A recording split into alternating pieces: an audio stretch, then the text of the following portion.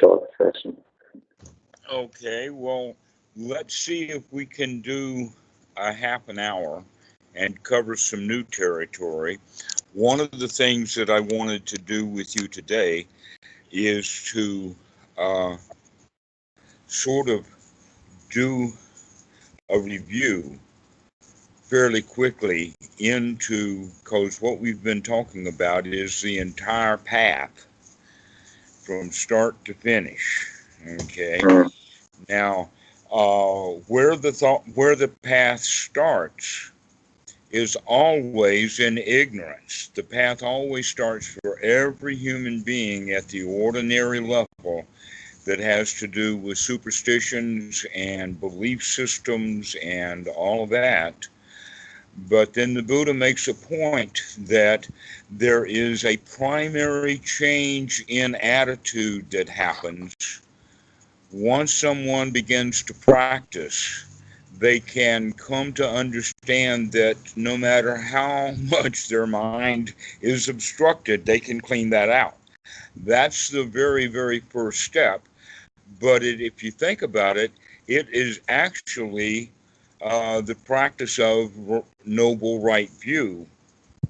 And it is recognition that the second noble truth is true in the sense that, yeah, all of suffering is created within my own mind. Or another way of saying it is that really I am responsible. Mm.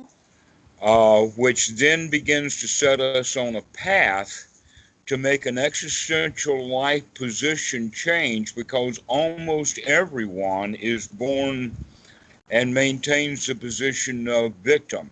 Now, in the animal world, we do have the psychologists and animal husbandry people have come to understand that there's a quality of alpha, that some dogs, for instance, are destined from their birth to be the one who is in charge of a pack. Though he or she may have to fight her way to the top, she's kind of destined to do that. And that in my childhood, I learned that not every litter has an alpha, but that if there is an alpha in this litter, that pup will be the first one that's born. Mm. And that part of perhaps the alpha nature of that firstborn pup is that he has the idea that this is all mine. Mm. And when he sees that new pup come on, he sees that as a challenge to something that already belongs to him. So that may have some quality to it, that the choice of who is alpha is still situational. Right. That it is in that regard nurture, not nature. It's the Mm. situation at Mm. hand. But one of the things that we know is that within the human community, almost all of the people, not everyone, almost all of the people are born as non-alpha, and that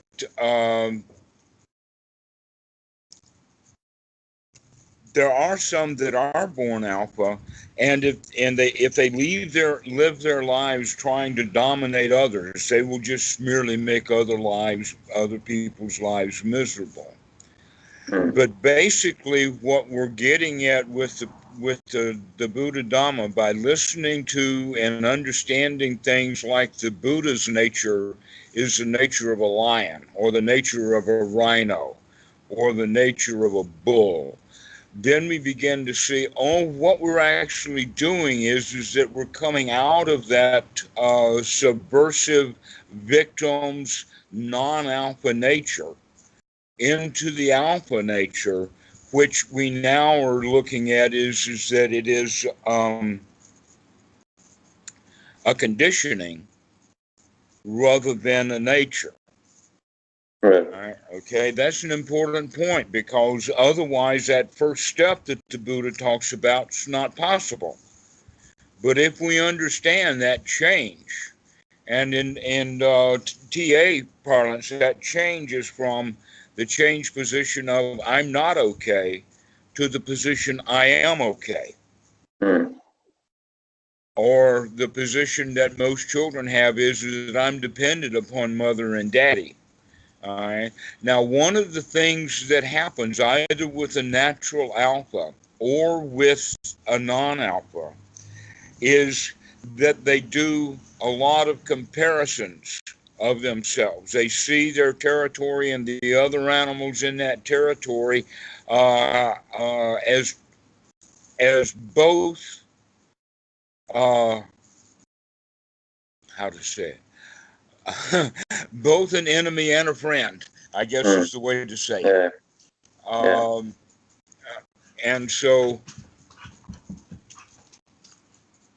a lot of the progress that we make Mm.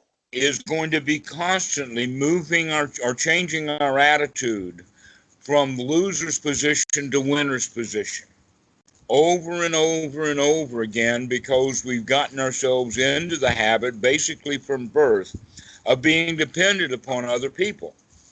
Yeah. We were born into that kind of position. Very, very few, but a few do. I've seen some kids like this who have the kind of the opinion, I own this tit. This tit's mine.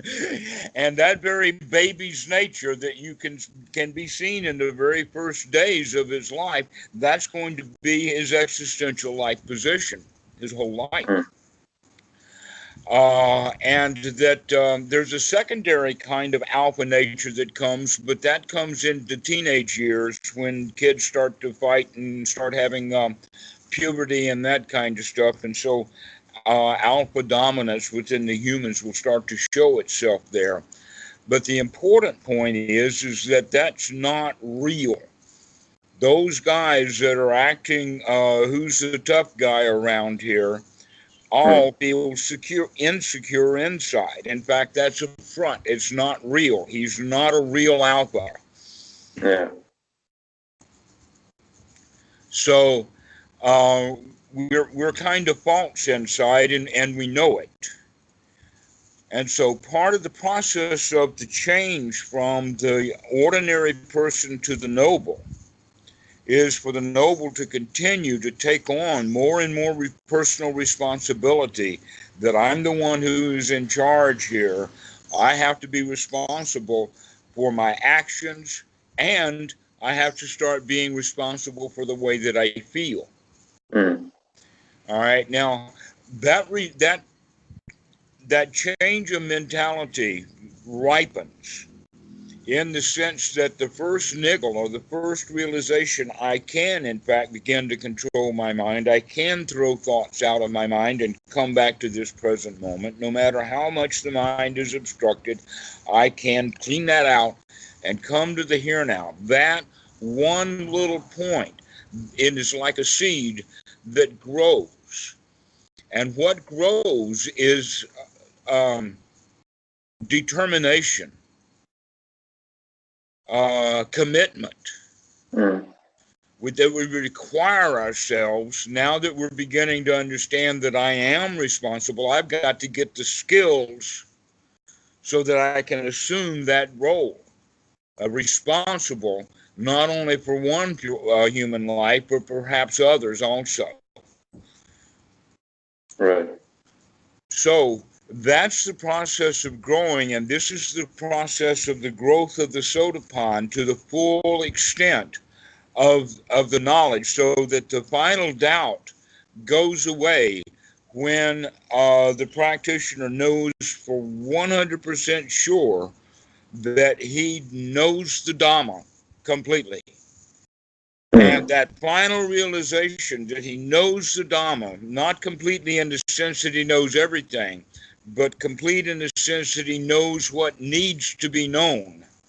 Mm. That he's got that full path set out. He has that knowledge and vision of what is one's path for life and what is not.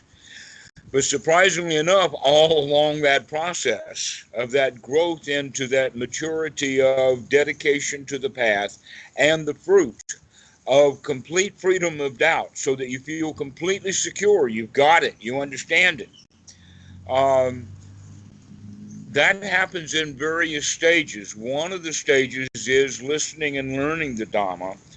Another one, which they actually use a lot in the Tibetan system, is for the kids to discuss the Dhamma, argue with each other about it, figuring out who knows what, etc., like that. And then at a later stage that requires teaching, so that I have to teach in a way that I know what I'm saying is correct, and that I would challenge any student to contact me to say, oh no, you got that one wrong. I saw that one, because I see that from time to time, but I don't see people staying in there and hassling it out. They'll mention it one time, but when I'll invite them to come and tell me more, they don't follow through with that. But that's an important point about the Dhamma, is that you know the Dhamma, that you know the Dhamma, and that you have discussed it with your teachers, with the peers. It fits with what's in the suttas. It fits with Bhikkhu Buddhadasa. It fits with reality.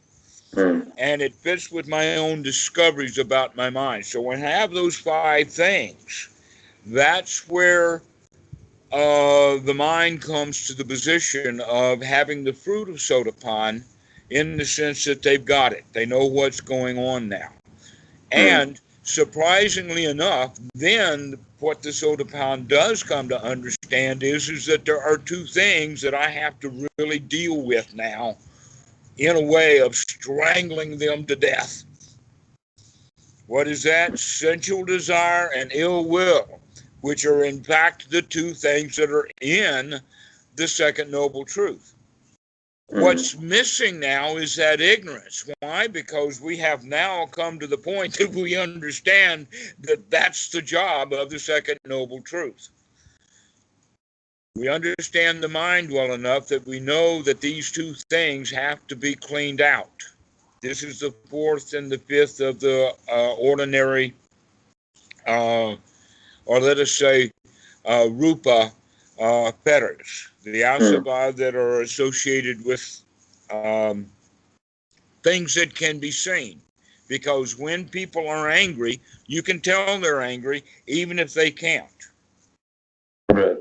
Change in voice, etc. And sensual desires, would there be also like preferences of what I'm feeling right now and all this stuff, right? All right, I'll tell you. Both of them go right back to feeling. Okay, and that our job in rooting out sensual desire is to not root it out when it's strong and full blown, etc., like that. We want to attack it when it's very weak, at its earliest stage. And that the earliest stage of sensual desire is the feeling, I like it. And if we're not mindful of that, then the liking becomes a wanting. And so it's actually not so difficult to deal with, but on an intellectual level, or on a, let us say, a visual level, old friends will come and see several things. They'll see, hey, number one, you're dressed differently. You don't dress the way that you used to. That you don't collect things the way that you used to. That we become non-materialistic. That's part of the example of why sensual desire is, because we stop behaving as if we're living a life of sensual desire. Why? Because over and over again, many times we can catch these feelings and put them into an end. And so overall, or statistically wise, we don't start making big purchases without a lot of contemplation. In other words, we start watching what we're doing. We begin to see wisdom, that we recognize the cause and effect, rather than just thinking, oh, if I buy that, I'll feel good. We begin to see, oh no, it's much more complicated than that. And so that's another example. In fact, that's probably a very classy example of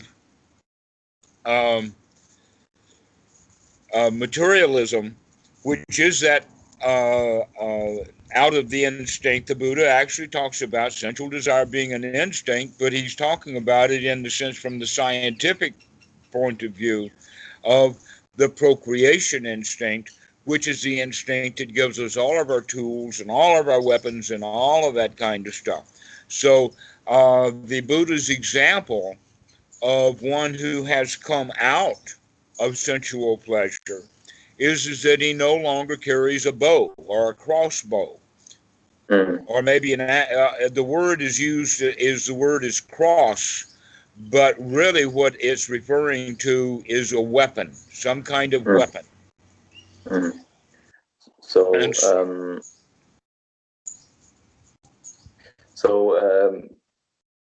yeah, basically, you once told me about wise feelings, right? So, knowing the feeling at the point of contact, is it, if I remember it correctly? excellent. And That's exactly right. and so this is the way we get rid of sense pleasure, right? If we always Don't think of it as getting rid of it, okay. but because getting rid of it in a way has a future orientation to it.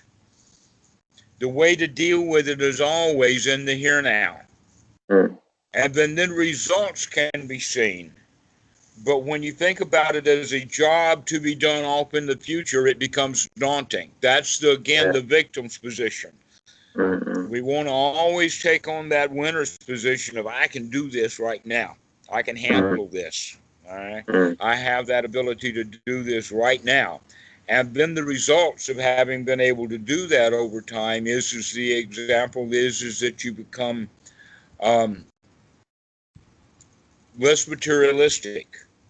But there's also signs of it.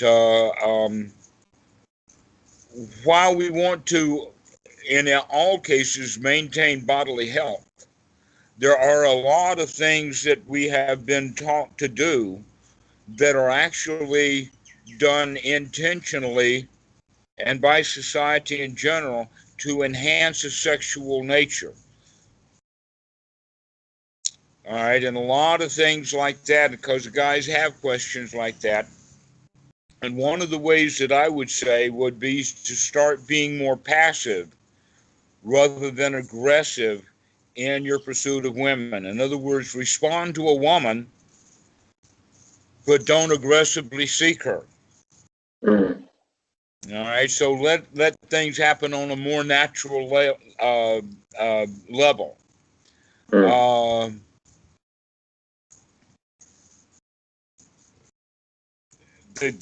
Actually, part of the attitude change is, I like her, but I don't want her, therefore I don't have to pursue her. However, if she comes to me, that's a different position, and that has to be dealt with at a different level. I'm going to leave that up to you to figure that one out. Yeah. So we see these two fetters that are wrapped up in this old reptilian brain that we have of the feelings. Once we recognize that we can master that, or we also can recognize that we can do some of the deeper stuff to start dealing with things. Now, what I'm actually beginning to talk about is things that we're going to deal with at the level of perception, which is something that happens in the mind before feelings arise. All right, so the way that we perceive things is also got all of that victimhood built into it as part of our memory base. Yeah. That's how we process things to come up with feelings. All right. And so the one that I want to introduce to you today, and we'll talk about it more, and then we'll finish this because we're coming into about 20 minutes now that we've had this kind of a review. Yeah. The higher fetter that we want to address is the one that's called restlessness.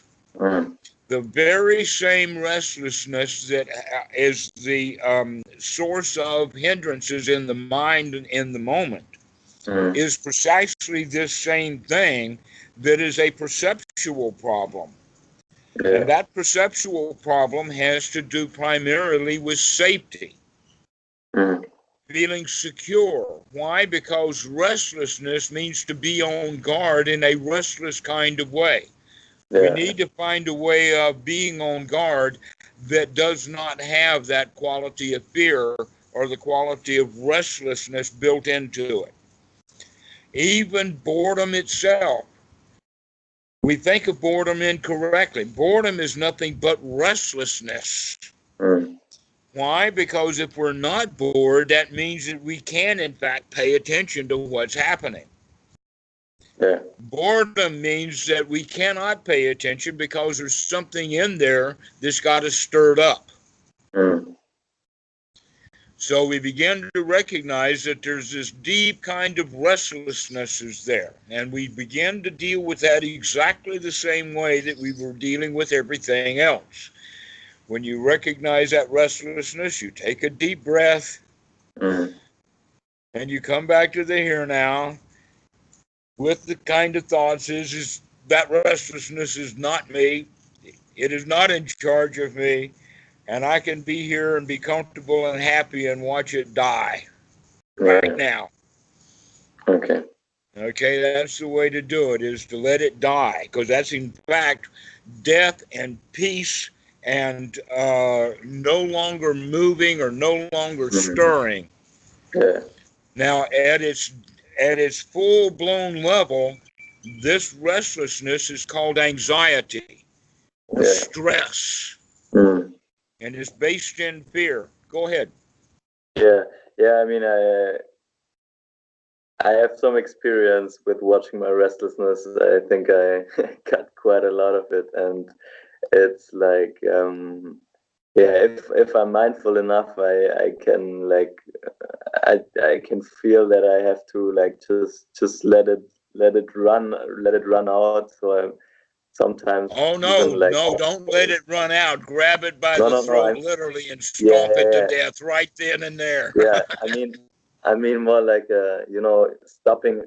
For example, if I'm eating and if I'm kind of in a stressed mood, then I just eat real quick, and I catch myself that have this craving, restlessness, wanting feeling, and then I kind of stop on a dime and stop for a few seconds, and I can feel this feeling of restlessness get settled down a bit, and then so that's what I've been doing.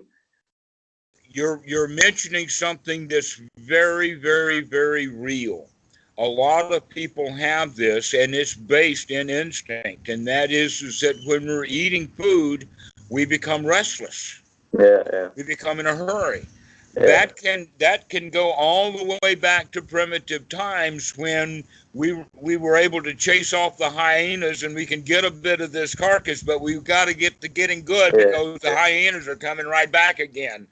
It feels like a 200 horsepower pull. It is. It's very, very deep. So this is one of the reasons why we do things like the food reflection.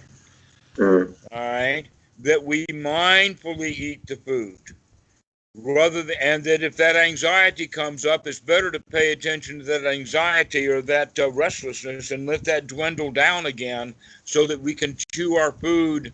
One of the qualities, by the way, I wouldn't say count the number, but instead make sure that what you're swallowing is well chewed. All right, so that will help a lot, is to slow down our eating, make sure that what we're eating, we are eating. And then, in fact, in Sutta number 2, probably about verse 12 or 13, 14, something like that, is the food reflection that we use at Wat Soen Mok in the Saba Asaba Sutta, the wise reflection.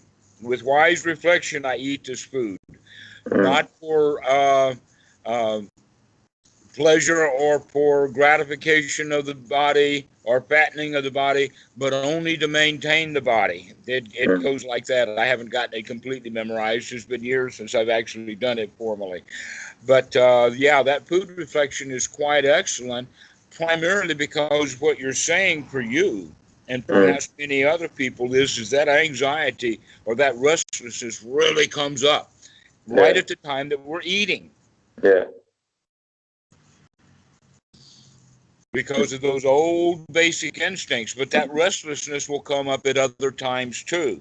And so I'm sorry to do this, but I'm adding to your list of things to start watching for, but luckily the list is small. There's only about 10 items on it, and we've already been crossing several of them off, working on number 4 and 5, but now with that we're adding that element of fear back into it, in the form of restlessness, which you might not see so often until you really start paying attention to it. And then you recognize, wow, this is a constant companion.